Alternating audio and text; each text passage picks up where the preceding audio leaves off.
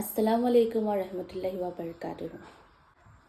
আজি আমি পাতিম ৰমজান মাহৰ 3টা আশ্ৰাৰ বিষয়ে।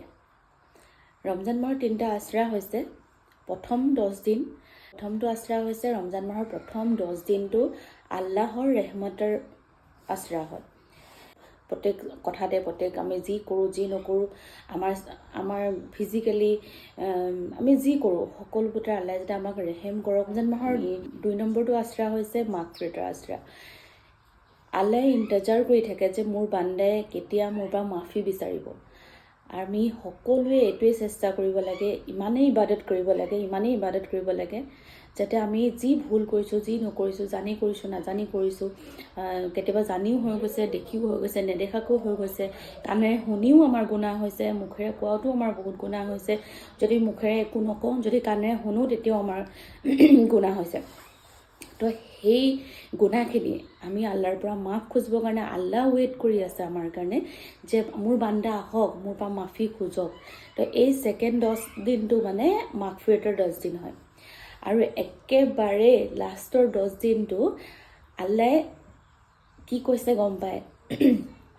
লাষ্টৰ 10 দিনটো হৈছে জহন্নমৰ আগৰ পৰা, মানে জহন্নমৰ জুইৰ পৰা আমাক বচাবৰ কাৰণে আল্লাহে আমাৰ লগত ৱাদা কৰে। তো আল্লাহে আমাৰ লগত কেতিয়াও ৱাদা কৰিব যেতিয়া আমি আল্লাহৰ কাম বহুত কৰিম, ইবাদত কৰিম, আৰু মানে প্ৰত্যেকটো খোজতে আমি আল্লাহৰ নাম লৈ চলিব লাগে। প্ৰত্যেকটো কথাতে আমি আল্লাহক আগত ৰাখি পিনি আমি সেই কামটো কৰিব লাগে। যিকোনোৱে হওক আমি সকলোবোৰ মানে আমাৰ সকলোবোৰ যিমান পাৰোঁ আমি মানে সকলোবোৰ আমি চব আল্লাহৰ ওপৰত আল্লাহক তাৱাক্কাল কৰি চব কাম কৰিব লাগে। আৰু যিমান পাৰোঁ আমি আল্লাহৰ ওচৰত সেইটো খাটিব লাগে যে আল্লাহ আমাক জহন্নমৰ আগৰ পৰা বচোৱা।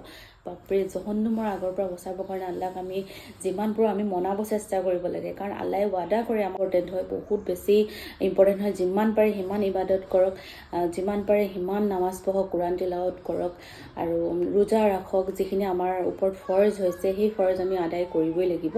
তো এইকেইটাই আছিলে আমাৰ ৰমজান মাহৰ 3টা আশ্ৰা। আৰু আপোনালোকে এতিয়া 10 দিন যাবলৈ হ'ল, আজি 6টা ৰোজা গ'লে আৰু মাত্ৰ 4 দিন আছে।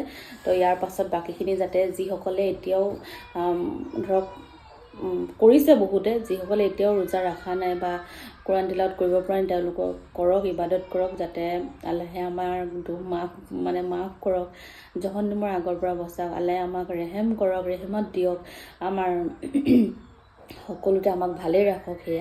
তো সেয়াই আছিলে। আসসালামু আলাইকুম গাইজ, লগ পাম আৰু এটা অন্য ভিডিঅ'ত। খুদা হাফিজ।